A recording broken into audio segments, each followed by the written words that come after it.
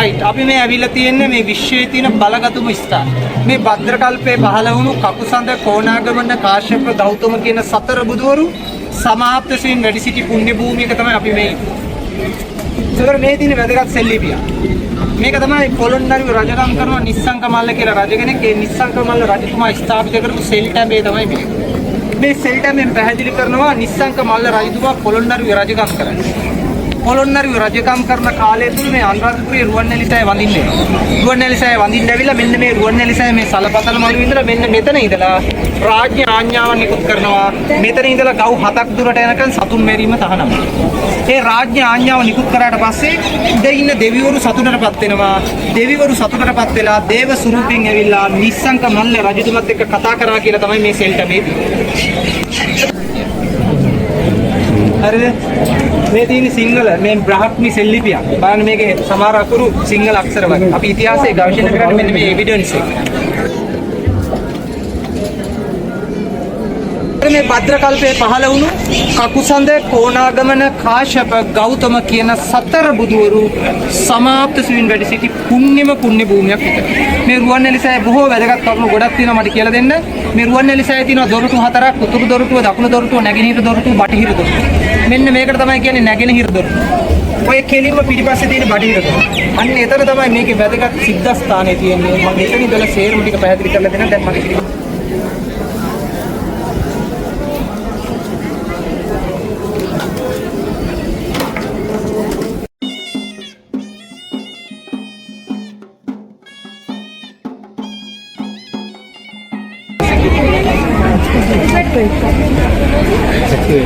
සාතු පරිණිරවාණය සිදු වෙනවා.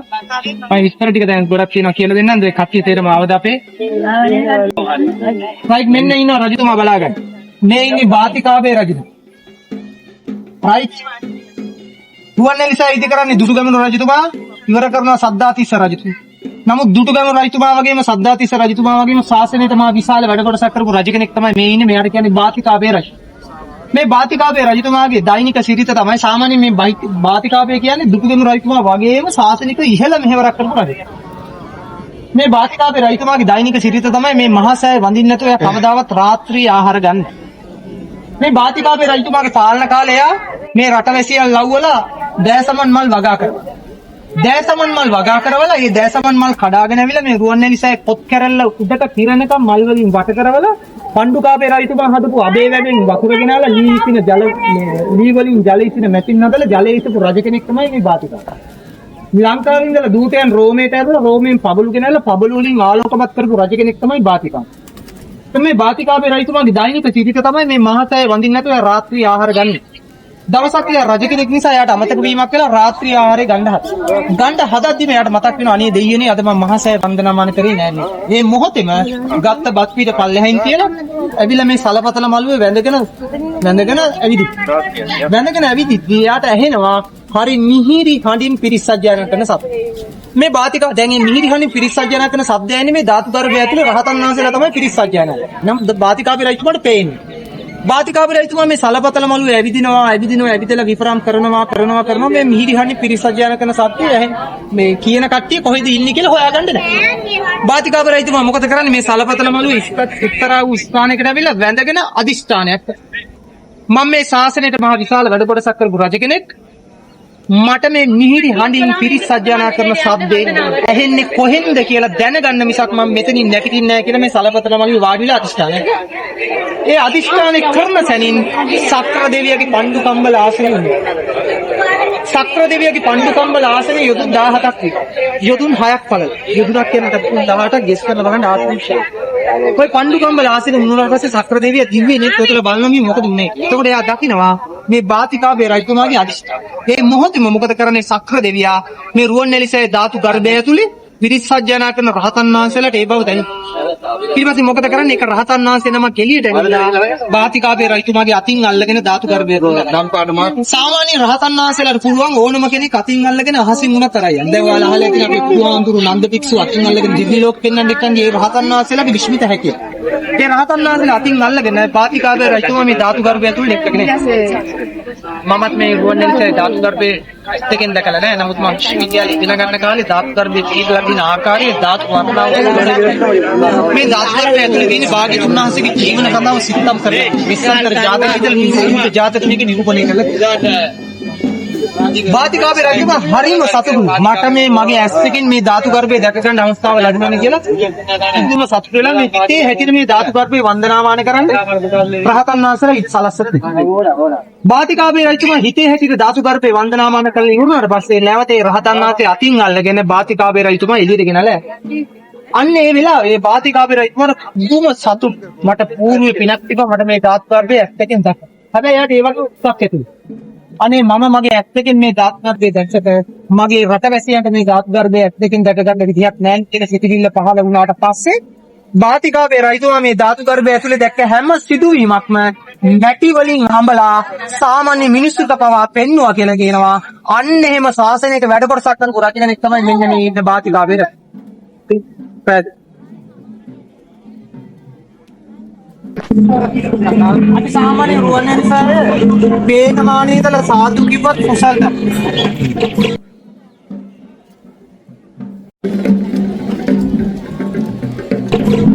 මේ රුවන්වැලිසෑය තියෙන දොරටු හතරක්.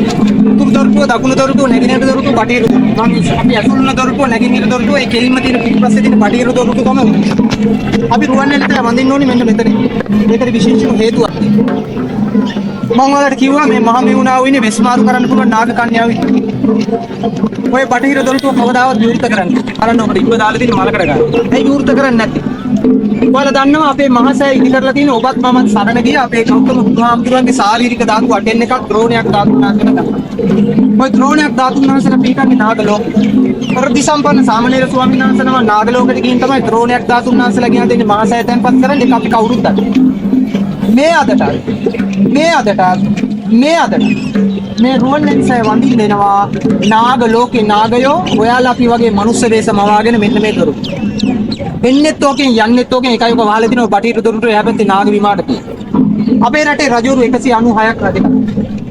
පැය 6ක් රජකම් කරු රජ කෙනෙක් ඉතින් ඊට පස්සේ රජවරු 196 දෙන්නගෙම නාගමාණික්‍යගේ හිමිකම ලැබුණේ බුදුදාස රජතුමා නාගසොප්පුණියක කියන මම අද ඉස්සරහට දෙන්නම්. ඔය බටහිර දොරටුව එහා පැත්තෙන් තමයි බුද්ධ සම්පන්න සාමණේර ස්වාමීන් වහන්සේ නම නාග ලෝකෙට ගිහින් ද්‍රෝණයක් ධාතු උන්වහන්සේ අරගෙන මහ පොළොවෙන් කිවිදලා උඩට මතුවෙච්ච තැන තියෙන නාග ලෝකේ ආවේ උන්වහන්සේ. මේ අදටත් නාග ලෝකේ නාගයෝ වෙනවා. ඔයාලා අපි වගේ මනුස්ස වේශම වාගෙන අපේ මේ මහසෑය වඳින්න ඔන්න ඔය බටහිර දොරටුව. එන්නෙත් එකෙන් යන්නෙත් එකෙන් එක එක වාගේ. බටහිර දොරටුවක තියෙන අපි මේ මහසෑය වඳින්න ඕනේ. අපේ භාග්‍යතුන් වහන්සේගේ නිර්මල බුදුරුවක් රහතන් වහන්සේලා වෘද්ධියෙන් ධාතු ගර්භය ඇතුලේ මවලා. අපේ භාග්‍යතුන් වහන්සේ ඇසිපිය ගහන්න නැති එකයි හුස්ම ගන්න නැති එක විතරයි වෙන්නේ කියන්නේ හැමදේම භාග්‍යතුන් වහන්සේගේ ප්‍රතිපදයක් සාමාන්‍ය විදිහට වැඩේ. භාග්‍යතුන් වහන්සේ වැඩ ඉන්නවා උතුරට හිසලා දකුණට පාලා බටහිර දොරටුව පැත්තට මූණ දාගෙන. ඒතර අපි මෙතන ඉඳලා රුවන්වැලිසෑය වඳිනවා කියන්නේ භාග්‍යතුන් වහන්සේගේ මූණ දිහා බලාගෙන. දෙවනි හේතුව තුන්වෙනි හේතුව මහා සෑය වඳින හැම මොහොතකම අපේ මේ මහා සෑය වඳින හැම මොහොතකම ස්වර්ණමාලී මහා සෑයටත් සලුවින සෑයටත් සුන්න සෑයටත් මගේ নমස්කාරය වේවා කියලා එකම මොහොතේ ස්තූප තුනම එකට වඳින්න. ඒකට හේතුව තමයි හරියට මේ රුවන්වැලිසෑය පොත් කැරැල්ල උඩින් යොදුන් 84000ක් උඩින් සිළුමිණ සෑය තියෙනවා. තව යොදුන් 84000ක් උඩින් සලුමිණ සෑය තියෙනවා. සිළුමිණ සෑයත් සලුමිණ සෑයත් අපිට ඇස් දෙකෙන් දැකලා වන්දනාමාන කරන්න පින මදි වුණත් අනාගතයේ භවයක හරි සලුමිණ සෑයත් සිළුමිණ සෑයත් ඇස් දෙකෙන් දැකලා වන්දනාමාන කරන්න ඉඩ සැලසේවා කියන චේතනාව ඇතිව ඉස්ති උපදුවටම එකම මොහොතේ මේ ලංකාවේ පළවෙනි බෞද්ධ පාලකයා තමයි දේවානම් පිටිස රජු. දේවානම් පිටිස රජුයි මිහිඳුහාමුදුරුවෝ තමයි උපදවලා මේ මහා මෙවුනාව වෙන කොට. මේ මහා මෙවුනාව වෙන අක්කර 2600. අපි අද මේ වන්දනාමාන කරන්න යන මේ අටපස්ථාන සිත්ස්ථාන ඉදි වෙලා තින්නේ මහා මෙවුනාව. මේ බක්ත කල්පේ පහළ වුණු කකුසත කොණාගමන කාශ්‍යප ගෞතම කියන සතර බුදුවරු සමාප්තියෙන් වැඩි සිටි කුඩේ භූමියේ ප්‍රද.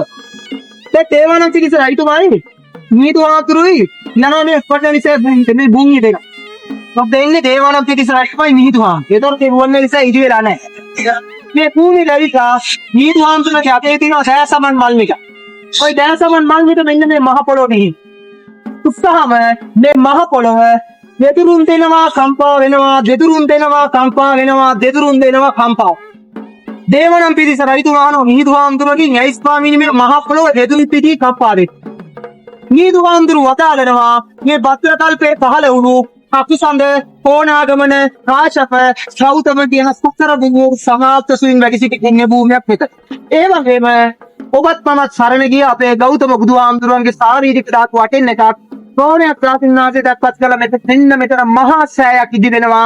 ආන්ගේ හේතුව නිසා තමයි මේ මහා පොළොව දෙදුලි කප්පාදේ. ඊපස්සේ දේවනම් පිරිස රජතුමා උත්සාහ කරනවා ඒ චෛත්‍ය කර්මාදේ කරන්නේ. මිහිඳු හාමුදුරුව අනාගත මෙකියක් දේශනා කරනවා ස්වාමීනි ඔබ නෙමෙයි මේ කන සුදුස්සා කල්ප ගානක් පෙනී පුරාගෙන එන තුටු ගැමුණු කියලා නාපතිය කියනවා. එයා ඔයගේ මුණුපුරෙකුත් වෙනවා. ආන්ගයා තමයි මේ චෛත්‍ය කර්මාන්ති කරන්න කියන පැහැදිලි. ඊපස්සේ දේවනම් පිරිස රජතුමා සතුටටපත් වෙනවා. අනේ ස්වාමීනි මම කරත් මගේ මුණුපුරෙක් කරත් සංකරා හා සමානයි කියලා ඒ මිහිඳු හාමුදුරුව දේශනා කරපු ඒ අනාගත වැකිය සඳහන් කරලා ගහපු සෙල් කැඳය මේ අදට කියනවා ආංගර එහා පැත්තේ දෙන්න මම එකක් තියෙනවා. හැබැයි වල පොඩ මෙතන ඉඳලා වැඳලා යනවා. අනාගත වැකියක් දේශනා කරනවා. අන්න ඒ වැකිය සඳහන් කරලා ගහපු සෙල් කැඳය තමයි අර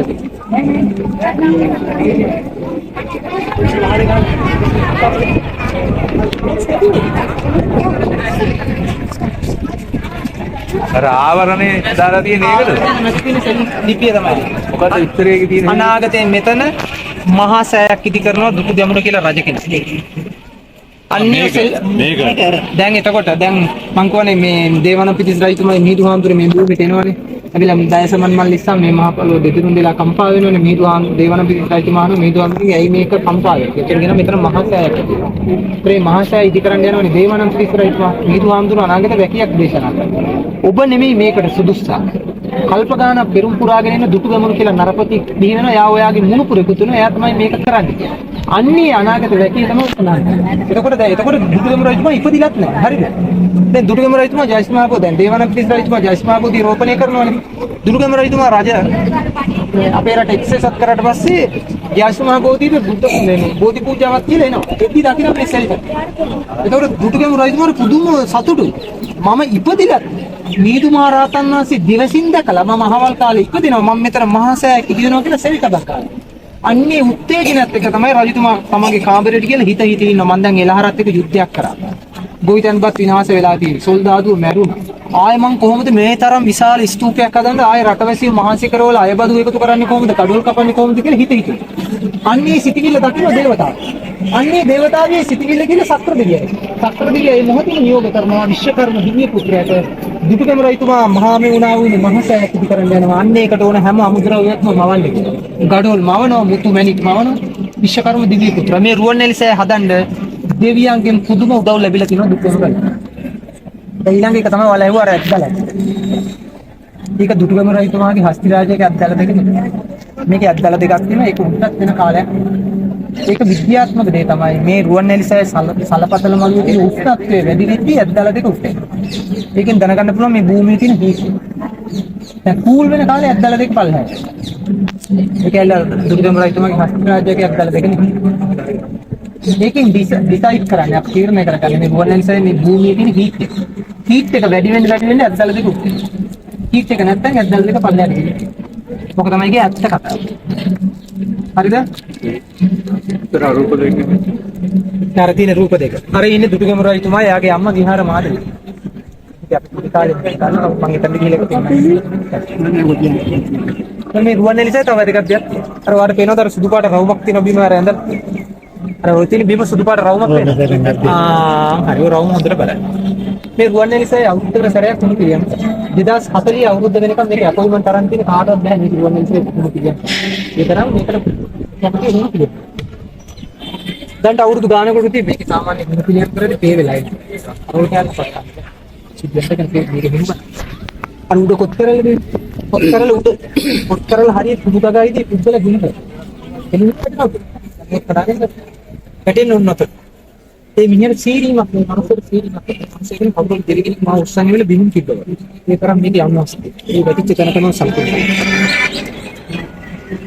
right සාදු කවුරු නිර්වණයෙන් සේ කතා කරලා. ඊට අපිට තියෙනවා රහතන් වහන්සේලා 5000ක් දානවල අටමස්ථාන ඇඳ දේවල් කවර් කරන ගම කව දේවල් තියෙනවා. ඊට පස්සේ යන්නේ රහතන් වහන්සේලා 5000ක් දානවල දානශාලාව. ඒක රහතන් වහන්සේලා 5000කට බද්දාපු බද්දරු තියෙනවා, වෑංජින උරු තුනක් තියෙනවා, අවුරුදු 1600 පරණ ඔරලෝසුව තියෙනවා. දකුණු ආසියාවේ තියෙන විශාලම පොකුණ ක්‍රිස්තුපූර්ව පළවෙනි සියවසේ හදලා තියෙන්නේ. අවුරුදු 2000ක් පරණයි. දකුණු ආසියාවේ විශාලම පොකුණ අක්කර දෙකක් ලොකු. රහතන් වහන්සේලා ස්නාන කරපු පොකුණ ගාවට තමයි අපි යන්නේ. මේ ඉන්දියාවේ හිමාලයේ තියෙන රහතන් වහන්සේලා ඉන්දියාවේ හිමාලයට ගිහලා චන්ද්‍රකාන්ති පාෂාණ 4ක් තියෙනවා. මේ පාෂාණ 4 හරියට අපි කොටුවක් ගේජ් එක වැඩි තහඩු වලින් කොටුවක් හැදුවා කියන නේ වගේ අස්සරට ධාතු ගර්භය තුලේ චන්ද්‍රකාන්ති පාෂාණ වලින් ගර්භය හදලා තියෙන 4 විතර කොටුවක්. අන්නේ ධාතු ගර්භය ඇතුලේ තමයි භාග්‍යතුන් වහන්සේ ජීවමාන වැඩ ඉන්න ආකාරය රත්තරන් වලින් හදපු සතපෙන පිළිමයක් වෙන උතුරට හිසලා දකුණට පාලා බටහිර දොරටු පැත්තට මුණ දානවා. අන්නේ රත්තරන් හදපු මේ සතපෙන පිළිමයට දේව මේ දුර්ගම රජතුමා සර්වජි ධාතුන් වහන්සේ තිබ්බා විතරයි බුදුහාමුදුරගේ නිර්මල බුදුරුවම. බුදුහාමුදුරගේ නිර්මල බුදුරුවම මේක ඇතුලේ තියෙන. හැබැයි උස්ම ගන්න නැහැ සිටිය ගන්න. දැනට භාග්‍යතුන් වහන්සේ හිතිය විදියම තියෙනවා. අදටත් මහා කාශ්‍යප මහ රහතන් වහන්සේ කුසීදී ඉන්දියාවේ තියෙනවා. 100ක් මීට භාග්‍යතුන් වහන්සේට සමානයි මහා කාශ්‍යප මහ රහතන් වහන්සේ. ඉතින් භාග්‍යතුන් වහන්සේගෙත් අවුරුදු 2582ක් විතර වෙනවා භාග්‍යතුන් වහන්සේ පිරිනිවන් පාන. හරි අපි කොච්චර ආසද භාග්‍යතුන් වහන්සේ නිකන් හිතියේ කොහොමද කියලා හරි ඇස් දෙකකින් බලාගන්න. ඉතින් ඇත්තටම අපිට පින නැහැ ධාතු ගර්භය ඇතුළට. එන්න ධාතු ගර්භය ඇතුළට යන්න පින තියෙන රහතන් වහන්සේලා මේ දැනු. මේ දැන් දෙවිවරු රහතන් වහන්සේලා ඇතුළේ භාග්‍යතුන් වහන්සේ වන්දනා කරනවා. හරි. හතර කොනට තියෙනවා අපේ ගෙවල් වල තියෙන මේ මිරිස්කල්. මිරිස්කල් වගේ නිල් මැනිකල් හතරක් තියෙනවා. අන්නේ මැනිකල් හතරෙන් තමයි ඇතුළේ ආලෝකය පතුරන්නේ. දල්වල තියෙන පහන් ටික නිමෙන්නේ. දල්වල තියෙන හඳුන් කුරු ටික නිමෙන්නේ. අවුරුදු 5000ක රහතන් වහන්සේලාගේ අදිෂ්ඨාන. මේකේ ධාතු තැන්පත් කරන වෙලාවේ මේක හරියට මුඩින් අනුරුද්ධ මහ රහතන් වහන්සේ මේ තනි ගේජ් එක වැඩි මේ ධන තහඩුවක් උඩින් මවනවා. ඒ මවන්නේ මේ මාරයාගේ සෙවණැල්ලවත් මේකට වැටෙන්නේ නැති වෙයි. මාර ආක්‍රමණයක්වත් මේකට කරන්නේ. මේ අදටත් මේ ලෝකේ තියෙන පරමාණුව ගෙවුවත් මේකේ ධාතු ගර්භයේ දශමවරවත් හොලවන්න. මොකක් හරි ආක්‍රමණයක් આવුත් උටෝ ධාතු ගර්භයේ මහ පොළොව ඇතුළට ගිනවා. අවුරුදු 5000ක් යනකම් ඒකේ අදිෂ්ඨාන බුදුහාමුදුරන්ගේ අදිෂ්ඨානය රහතන් වහන්සේලාගේ අදිෂ්ඨානය. මේ අදිෂ්ඨාන කාටද? අදිෂ්ඨානයේ රහතන් වහන්සේලාගේ බුදු අදිෂ්ඨාන කියලා කියන්නේ ඒක ඉතින් මායයටත් සලවන්න බෑ. ඒක මායයන් මේ ලෝකේ ඉන්න බල සම්පන්න මිසක්. යාටවත් මේක පොළවන්න මායයට ඇවිල්ලා මේ දැලි කැටියක දෙයක්වත් කරන්නේ. හිවියන්නවත්. ඒ තරම් අදිෂ්ඨානය. එහෙම තමයි මේක තියෙන්නේ. ඇත්තටම අපි පුණ්‍යවත්. භාග්‍යතුන් වහන්සේ පිරිනමන කාල අවුරුදු 2582ක් වගේ කාලයක් ගියත් භාග්‍යතුන් වහන්සේ ජීවමානව වන්දනාවන කරන කොච්චර සාධකද? අපි තාම පුණ්‍යවන්ත නෙවෙයි. බුදුහාමුදුරු ධාතු පරිනිර්වාණය සිදු වෙන්නේ බුදුහාමුදුරුගේ ධාතු පරිනිර්වාණය සිදු වෙනනේ. බුදුහාමුදුරු ධාතු පරිනිර්වාණය සිදු වෙන්නේ මේ බුදුහාමුදුරන්ගේ සර්වඥ ධාතු විහිදෙන අදිෂ්ඨාන කරේයි. බුදුහාමුදුරුව කල්පනා කරා දැන් මම මේ ජීවමාන ඉන්න කාලේ මිනිස්සු මට දැකලා වැස්තකින් දැකලා වන්දනා කරනවා. දැන් මම අහවල් කාලේ පිරිනමන පානවා කියලා බුදුහාමුදුරුව දන්නවනේ මාරයට පස්සේ දුන්නනේ. ඒ බුදුහාමුදුරුව දිවසින් දකිනවා බලනවා අනාගතේ පුණ්‍යවන්ත මිනිස්සු බිහිවෙයි. පුණ්‍යවන්ත මිනිස්සු බිහි වුණාට පස්සේ බුදුහාමුදුරුව ඇස්තකින් දකින්නත් යන්නේ හේතුව නිසා තමයි බුදුහාමුදුරුව අදිෂ්ඨානය කරන්නේ බුදුහාමුදුරුවගේ සර්වඥ ධාතු විහිදෙන. ඒතර බුදුහාමුදුරු ජීවමානව දැක්කහා සමානයි තූපාරාමි වඳිනවා කියන්නේ දකුණු අප ධාතු වාසය. බුදුහාමුදුරු ජීවමානව දකිනවා සමානව වඳින්න පුළුවන්. අන්නේ නිසා තමයි ධාතු විහිදෙන්න අදිෂ්ඨාන කෙරෙන්නේ. ඔය ධාතු බෙදෙන අවස්ථාවේ તો ද්‍රෝණ බමුණ මැදිහත් වෙලා තමයි ඔකේ ලස්සන කතාව වෙලා තියෙනවා. කතා නෙමෙයි ඔය පියෝ කරෙක් ඔරිජිනල් එවිඩන්ස් එක. අපිට ගොඩක් තැන් තියෙනවා බලන්න. මේක තුල මම ඔයාලට දෙන්න පුළුවන් ජයසිමා බෝධිය ගැන කියලා දුන්නා ලෝහාමා ප්‍රාසාදයේ මේ පැහැදිලිනේ මේකේ කරුණු ටික ඕන කෙනෙකුට ඕන ප්‍රශ්නයක් තියෙනවා නම් අහන්න මම එවිඩන්ස් එක A to Z කියලා දෙන්න තව මොන හරි දෙයක් දැනගන්න ඕනේ. අපිට ගොඩාක් තැන් තියෙනවා.